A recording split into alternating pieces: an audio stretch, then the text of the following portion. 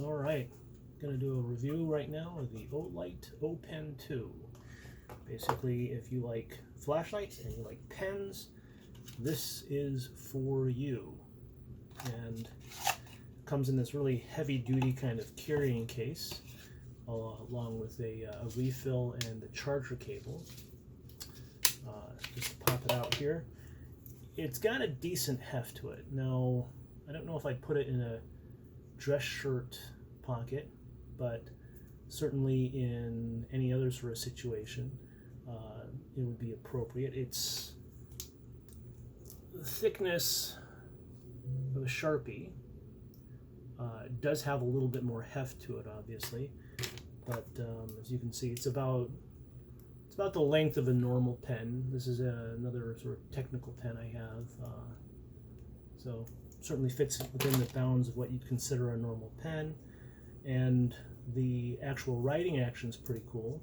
It's got this bolt action, so if you're a fidgeter, you might be playing around with this more than you want to. But overall, nice feel, decent quality. Overall, very good anodizing, although after playing around with it, I can see just a tiny bit of a chip here. Oops. Let's see if I can get this thing to focus.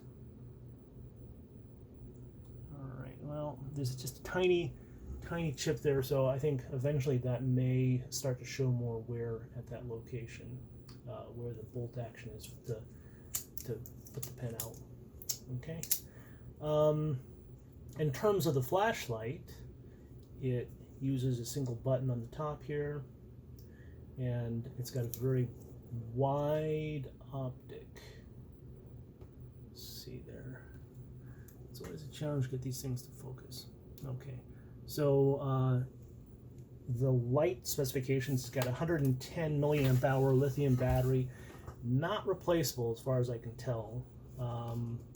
That's enough power to give you 120 lumens for 20 minutes, 60 lumens for 50 minutes, or 20 lumens for 2 hours and 20 minutes.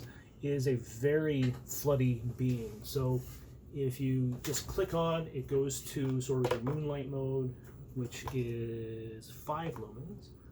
Okay, so, and then if you press and hold, it cycles up through the other 3 levels.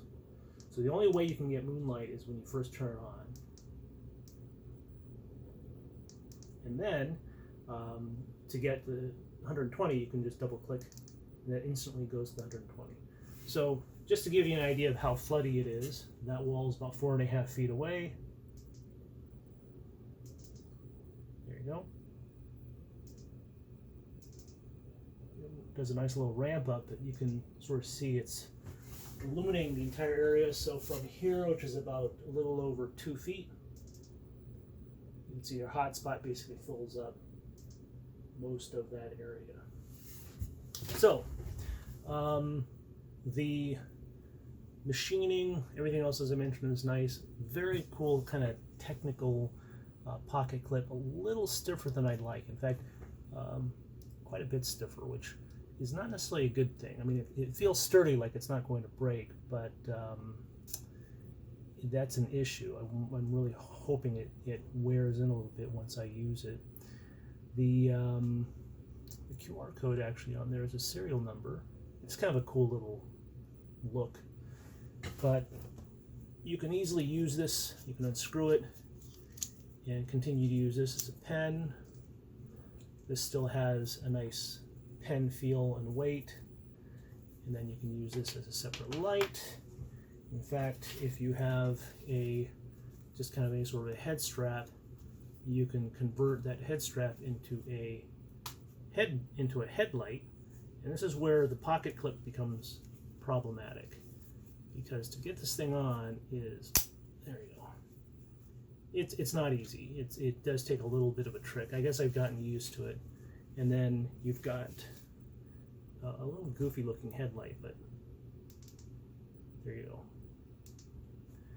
Now I have this other strap that I typically use when I'm going around. I have an old Princeton Tech headlamp strap, and I sewed a piece of fabric to make essentially a pocket that allows me to slide any sort of a pocket clip in and make it a headlamp. Now, this doesn't work so well to the extent that when you're wearing it, instead of having the headlamp directly in front of you, it's off here on the side, which gives you some kind of weird optics because you're seeing a lot more light with one eye than the other.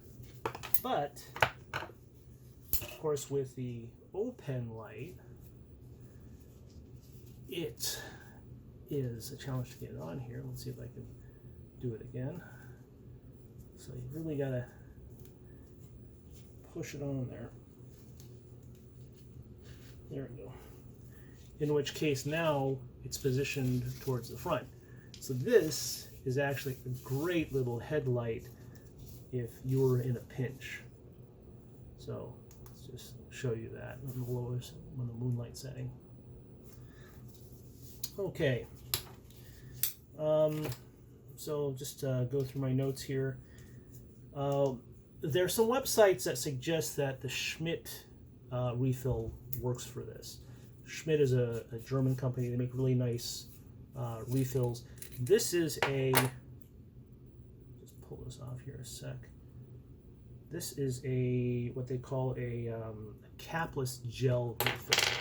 Okay, which means it doesn't require a cap that gel pen normally would, but it's not supposed to dry out, they say on here, and the Schmidt says that as well. It doesn't say who makes this, but Schmidt also has a gel capless that looks exactly the same as this, except it's a different length.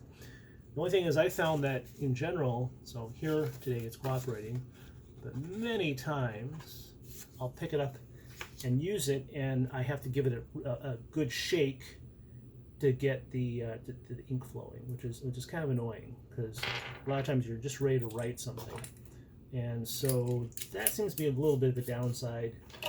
Now, Olight did provide a refill, and the refills are actually pretty reasonable in price, but that's always a little annoying because, at least for the time being, it appears that they are proprietary.